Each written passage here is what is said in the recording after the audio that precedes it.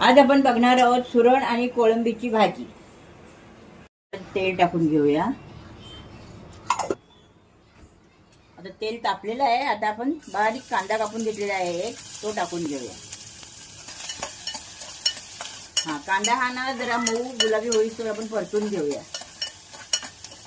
यामध्ये आता मी 1 चमचा काश्मीरी घेतलेली आहे, 1 चमचा घरचा मसाला, अर्धा चमचा हळद आणि 1 चुटकीभर हिंग घेतलेला आहे। मसाले फ्राय करून घेऊया। त्याच्यामध्ये मी आता वाटण टाकते, हिरवं वाटण, खोबरं, कोथिंबीर, मिरची आणि लसूण हे वाटण केलेलं आहे। मच्छीच्या कालवणाला टाकतात ना तेच वाटण 2 चमचे मी टाकलेलं आहे। चांगलं फ्राय करून घेऊया आपण। हे मीठ टाकून घेऊया। आता मी ह्याच्यामध्ये कोळंबी आणि सुरण ह्याची भाजी बनवायची आहे ते टाकते मी।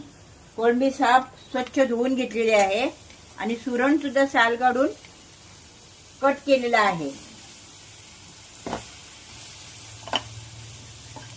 ही भाजी कोळंबीमध्ये छान होते, नुसती पण करतात चिंच गुळाची, पण ही कोळंबीमध्ये नाही छानच होते भाजी। ही भाजी तुम्ही भाकरी बरोबर भाताबरोबर खा, चांगलीच लागते। एक 5 मिनिटाची वाफ घेऊया। आता 5 मिनिटं झालेली आहेत बघा, छान वाफ आलेली आहे। आणि आता आपण चांगलं ढवळून घेऊया आणि हवं तितकं पाणी घालू। सुरण शिजायला पाहिजे ना, तेवढंच पाणी घालूया आपण। सुरणाच्या मी मोठ्या फोडी ठेवायच्या, कारण का ते शिजलं ना का मोठ्या फोडीत छान वाटत, नाहीतर मग तो अगदी गाळ होतो याचा। आता मी कुकरला झाकण लावून घेते। 3 ते 4 शिट्या घेऊया। मी आता झाकण उघडते। म्हणून थोडंसं चिंचेचं पाणी घालूया। हे बघा, थोडंसं घालते, जास्त नाही घालायचं। 1 चमचाभर घातले मी आणि छान ढवळून घेऊया आणि एक कड काढून घेऊया। हे बघा, भाजी चांगली शिजलेली आहे। एक उकळ घेऊया, नंतर गॅस बंद करूया। ही भाजी झालेली आहे।